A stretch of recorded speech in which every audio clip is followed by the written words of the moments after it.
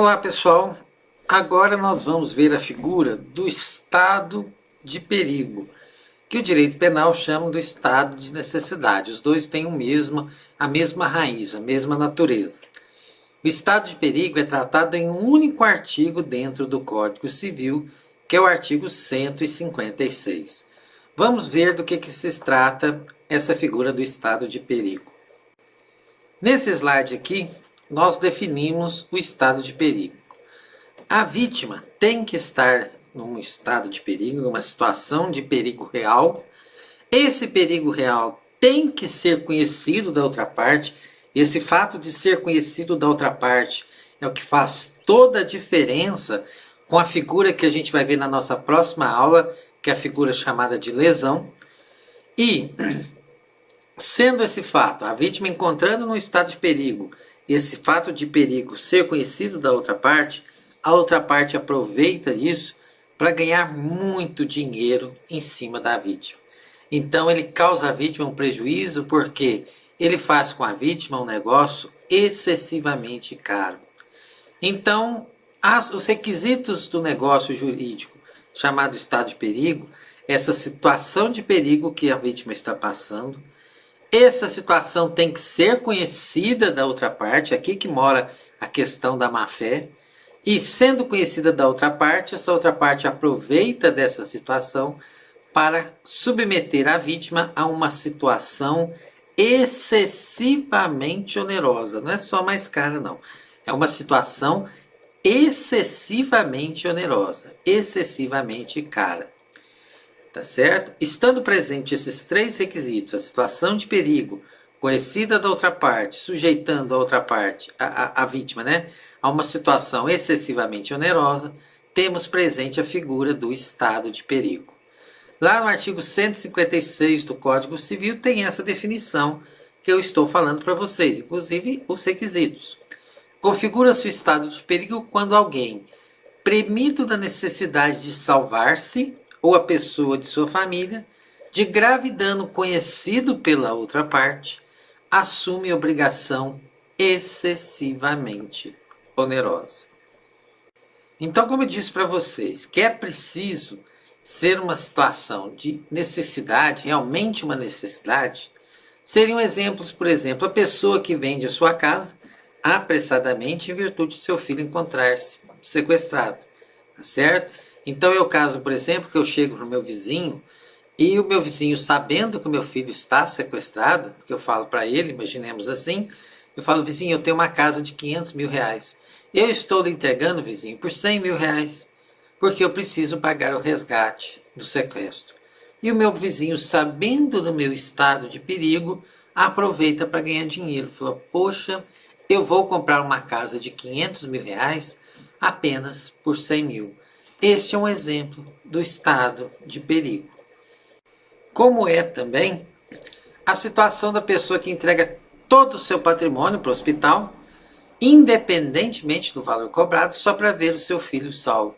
Então eu levo meu filho para um hospital e o hospital, que normalmente cobra 50 mil reais para uma determinada cirurgia, vendo minha situação de desespero, cobra 5 vezes mais. Tá certo? Então, o que eu faço nessa situação? Eu entrego todas as minhas economias, meu dinheiro, meu carro, tudo que eu tenho, tá certo? Meu relógio de ouro, entrego tudo que eu tenho para pagar aquele valor que me é cobrado naquela situação.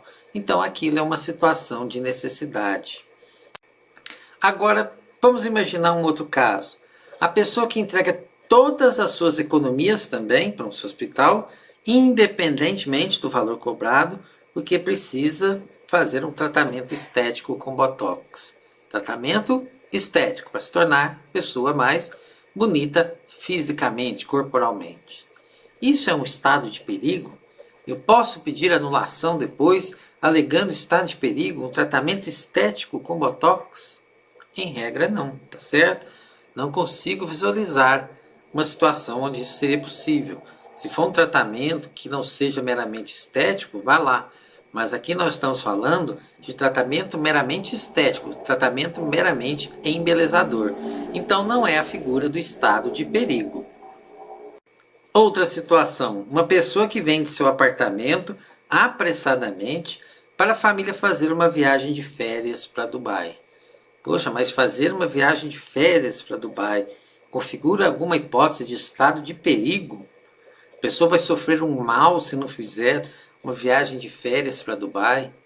Com certeza que não, tá certo? Então depois ela não pode pedir anulação alegando estado de perigo, tá certo? Então também não é a figura que nós estamos estudando aqui. Tudo certo? Então, adiante com a nossa matéria. Uma outra situação lembrada, muito bem lembrada pela doutrina, é que esse temor deve se referir a um dano real e grave. O que é um dano real? Aquele que é concreto, sério, aquele que pode de fato acontecer, tá certo? E grave representa uma situação que, se não for socorrida, vai ocasionar um dano terrível. Então, quando a doutrina falar em dano real, tá certo? É aquele que é possível mesmo que ele aconteça. Não é uma coisa que fica só no imaginário da pessoa. É uma coisa que realmente tem fundamento. E o dano grave é aquele dano que é sério, aquele não é um dano bobo, tá certo? É um dano que, se materializado, vai trazer um prejuízo horrível para a vítima, tá certo? É isso que nós queremos dizer com dano real e grave. Vamos analisar uns exemplos só para vocês entenderem bem o que a doutrina está falando. Esse exemplo que eu coloco para vocês é o seguinte. Imagine que uma pessoa chega num hospital crente que ele está infartado. E ele precisa de um tratamento, uma cirurgia de coração com o máximo de urgência, porque senão ele vai morrer. Então o paciente chega para o médico e fala assim: pelo amor de Deus, médico, me interna, me faz uma cirurgia, que eu estou infartado, eu vou morrer. O médico, vendo o desespero do paciente, aproveita para cobrar 5 vezes mais do que o habitual. E aí o paciente paga e já entra para os primeiros socorros. Quando os primeiros socorros são prestados, descobre-se que o paciente não estava infartado coisa nenhuma. Ele tinha um espasmo, ele tinha uma dor muscular, mas não era nada estava muito longe de seu infarto, muito longe de colocar a vida dele em risco. E aí o paciente depois pede anulação desse negócio jurídico. O médico, em sua defesa, fala: moço, você não pode pedir anulação, por quê? Porque esse dano seu não era nem real, muito menos grave. Você falou que tinha um infarto, mas não tinha nada, você tinha uma dor nas costas, você tinha um espasmo. Não existia a figura do dano real e grave que é necessário para configurar o estado de perigo. E aí eu pergunto a vocês: eu posso negar o estado de perigo para anular um negócio jurídico quando o dano se mostra depois não ser real e nem grave? Perguntinha maliciosa essa, né? Mas a resposta é sim. O que importa quando o direito fala que o temor deve se referir a um dano real e grave é na consciência da pessoa. A vítima deve achar que esse dano é real e grave. Mesmo que se descubra depois que não era um dano real e grave, se a vítima tinha sérios motivos para acreditar que se tratava de um dano real e grave, é isso que importa para o direito. É a boa-fé da pessoa. Eu tinha sérios motivos para acreditar que eu estava infartado. Tá certo? Então o que importa para o direito é que o paciente acredite que ele estava mesmo numa situação de um dano real e grave. Esse exemplo que eu vou mostrar agora nem é meu, tá certo? Isso aí foi retirado dos livros de doutrina.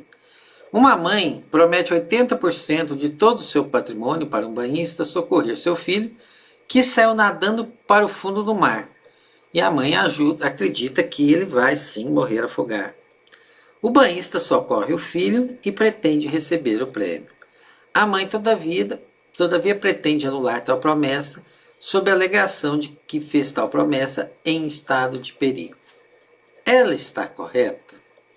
Para saber isso, eu preciso saber se se trata mesmo de um risco de dano real e grave o fato do filho dela ter saído nadando para o fundo do mar. A resposta a uma situação dessa tem que ser: depende. Se eu falar assim, na maioria dos casos, um filho, né, uma mãe que vai com o filho numa praia e o filho sai desesperadamente rumo ao fundo do mar, certo? Ela tem motivos para acreditar que o dano é real e grave, tá certo? E nessa hora ela promete o que tem que prometer para alguém salvar o filho dela. Então, a outra pessoa sabe a situação de desespero da mãe, tá certo?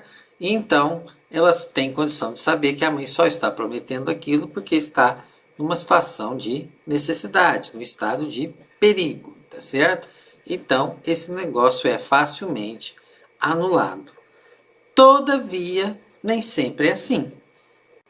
Se o filho dela for um nadador profissional, ela tinha condições de perceber que esse risco de dano não era nada grave, não era nada real, tá certo? Apesar dele estar nadando rumo ao fundo do mar, ele tinha plenas condições de se virar sozinho. Ele era um nadador profissional, tá certo? Então, nesse caso aqui, se fosse um nadador profissional, ela tinha condições de saber que não se tratava de um dano real e muito menos grave, certo? Então a resposta seria depende. Mas por que eu estou contando todos esses dois exemplos, essas duas historinhas? Porque quando a doutrina falar para vocês que o dano deve se referir o temor, né, deve se referir a um dano real e grave, o que é o dano real e grave? É o juiz que vai analisar no caso concreto. O suposto dano vai ser apreciado pelo juiz para observar a sua gravidade. E aí, de acordo com a gravidade, é que o juiz vai decretar se é caso de anulação ou não, se é caso de dano real e grave ou não. Então, a questão vai ser decidida diante do caso concreto. Tem muita coisa a ser analisada para se entender se se trata de um dano real ou grave. Correto? Entenderam a diferença então? Temos sempre que analisar o caso real.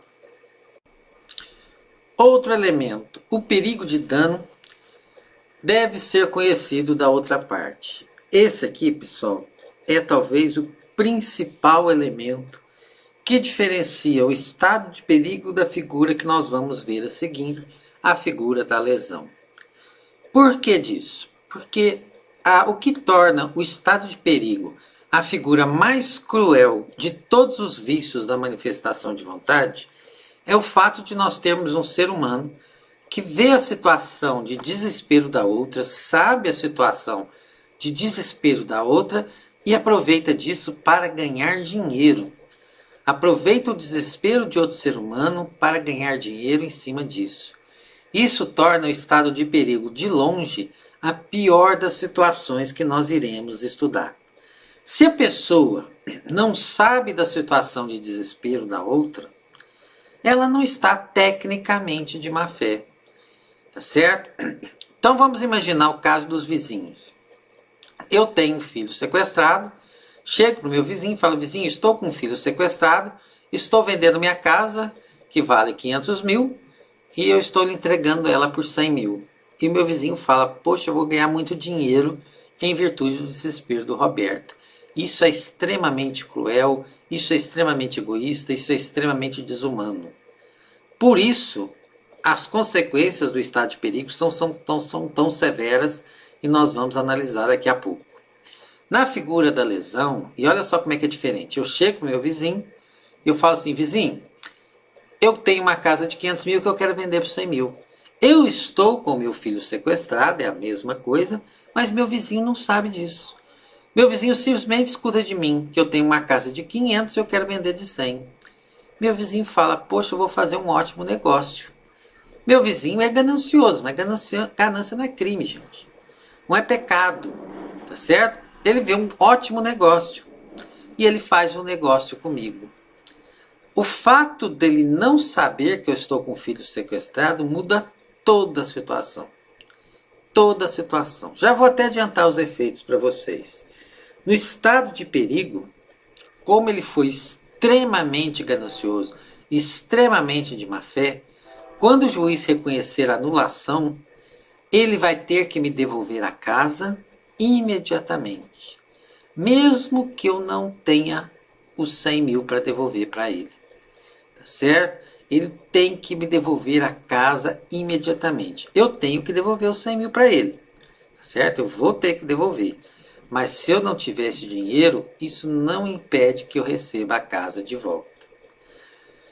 Na figura da lesão, quando acontece dele não saber que o meu filho está sequestrado, tá certo? Que ele só foi ganancioso. Tem duas situações. Primeiro, já vou adiantar para vocês. Para eu pedir a casa de volta, eu tenho que devolver o dinheiro dele. E segunda, se eu pedir a casa de volta, tá certo? Eu vendi por 100, valia 500. Eu peço a casa de volta e deposito os 100 mil reais dele. Ele chega na justiça e fala, não, Roberto, eu quero ficar com a sua casa. E deposita a diferença, os 400 mil, a lei vai beneficiá-lo, porque ele não estava de má fé. E a lei vai lhe garantir o direito de ficar com a casa, pagando a diferença, como eu disse para vocês. Então isso, gente, o fato da pessoa saber ou não saber na minha situação de desespero, muda toda a figura e muda todas as consequências do estado de perigo e a figura da lesão que vamos ver a seguir, tá certo? Então aqui, voltando do estado de perigo, é requisito obrigatório que a pessoa que fez o contrato comigo saiba do meu estado de perigo. Se a pessoa não souber, não existe a mínima hipótese de se anular um negócio em virtude do estado de perigo. Ficou certo?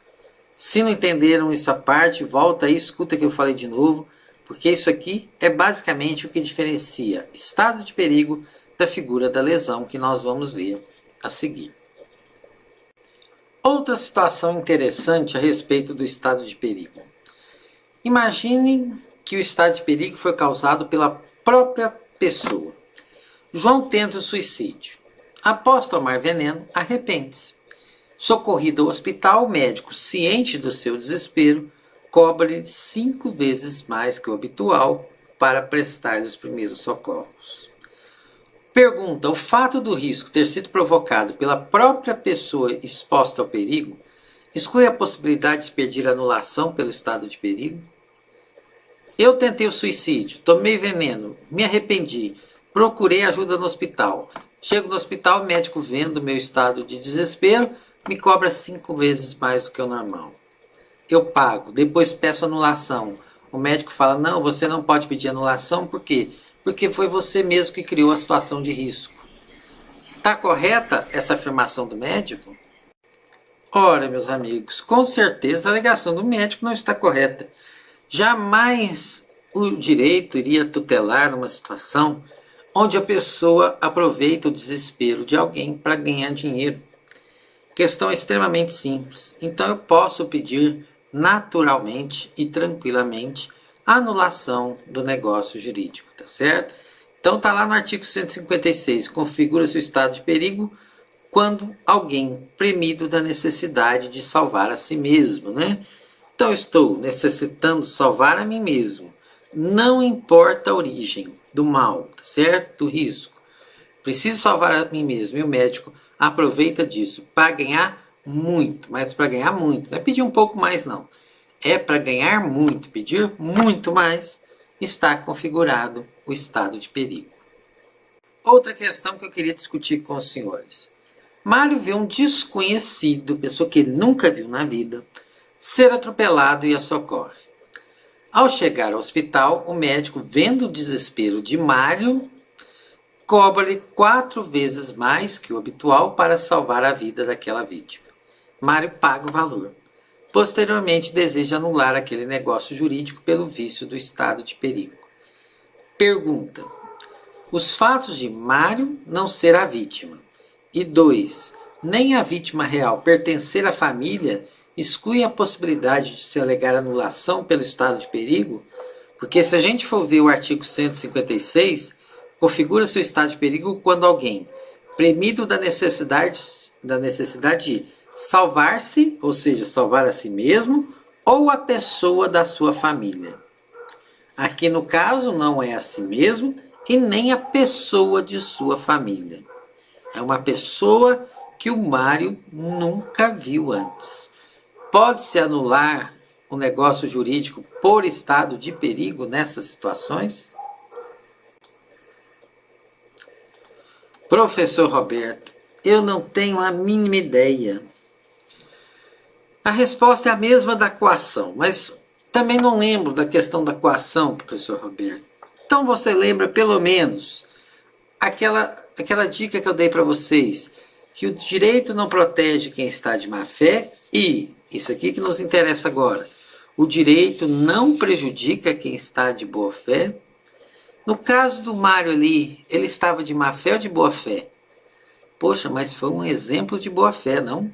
Ajudar uma pessoa e tirar dinheiro do bolso para ajudar uma pessoa que ele nunca viu na vida. É uma baita de uma boa fé. Então, pela dica que eu dei para vocês, vocês já sabem que o direito vai ajudá-lo. Tá certo? Então, a minha pergunta, posso pedir anulação pelo estado de perigo? Da mesma forma que na coação, o juiz analisará de acordo com as circunstâncias, o que amplia o artigo para qualquer gesto humanitário. Ou seja, o juiz vai decidir, mas não existe na prática a mínima possibilidade de juiz negar. Até porque nós temos o Mário, que foi um cavalheiro imenso, agiu com uma boa fé do tamanho do mundo, e nós temos um médico extremamente ganancioso, extremamente de má fé, que viu no desespero do Mário uma chance de ganhar muito dinheiro. Então, é o artigo 156 do Código Civil, seu parágrafo único, que diz: tratando-se de pessoa não pertencente à família do declarante, o juiz decidirá segundo as circunstâncias. Então, nesse caso aqui, a resposta seria: o juiz vai decidir. Mas eu garanto para vocês, pelo gesto humanitário que foi praticado, o juiz com certeza vai anular o negócio jurídico baseado no estado de perigo. Agora, o último ponto da nossa aula é que eu preciso de muita atenção dos senhores. E por que eu preciso de tanta atenção aqui?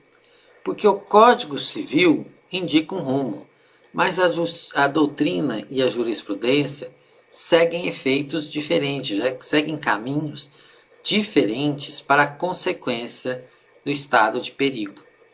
Certo? Então a gente precisa estar bem atento a respeito disso, porque se nós formos seguir o que está escrito no Código Civil, nós vamos bater de frente com os estudiosos do direito processual. E a gente não deseja que isso aconteça.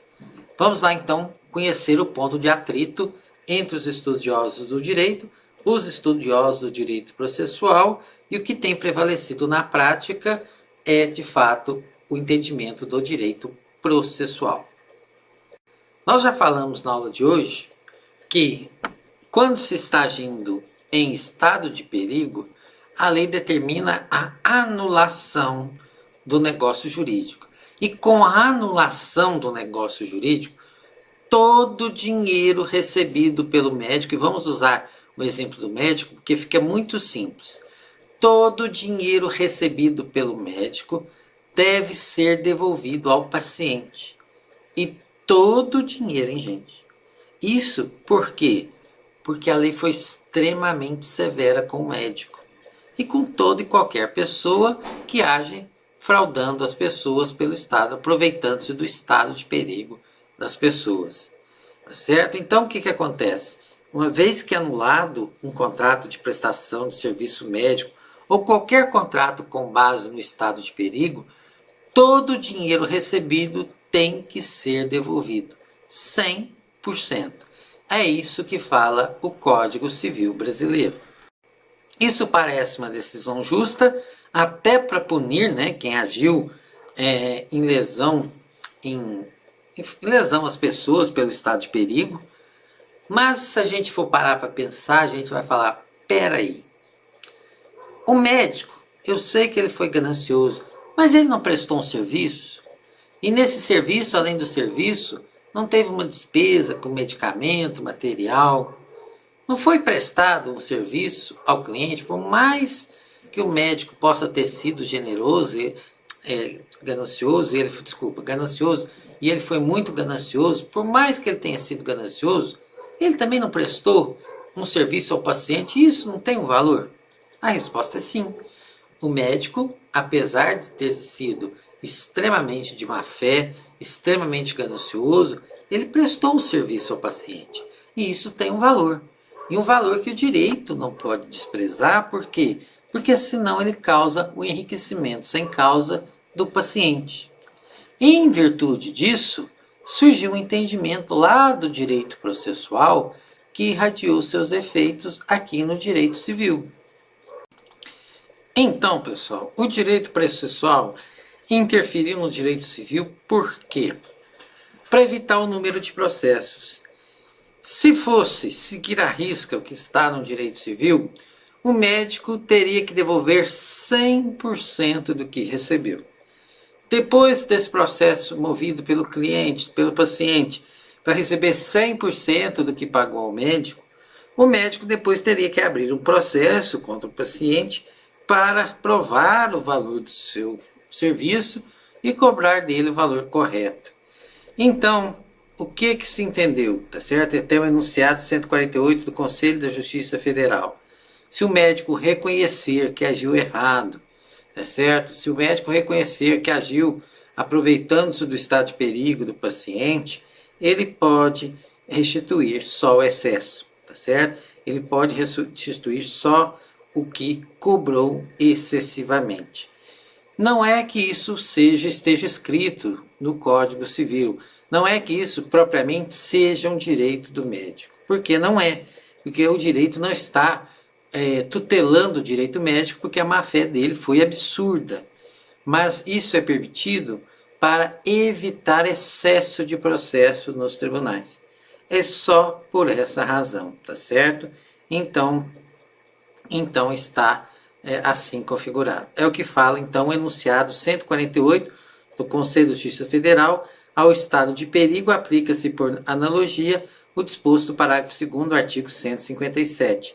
Não se decretará anulação do negócio jurídico se for oferecido suplemento suficiente ou se a parte favorecida concordar com a redução do proveito, tá certo?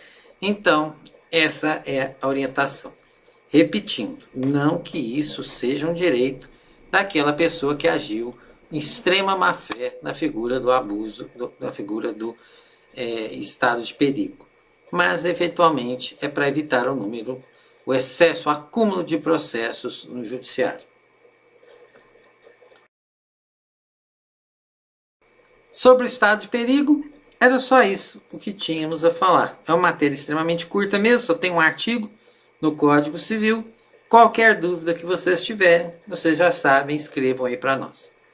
Obrigadão, pessoal, mais uma vez pela atenção de vocês.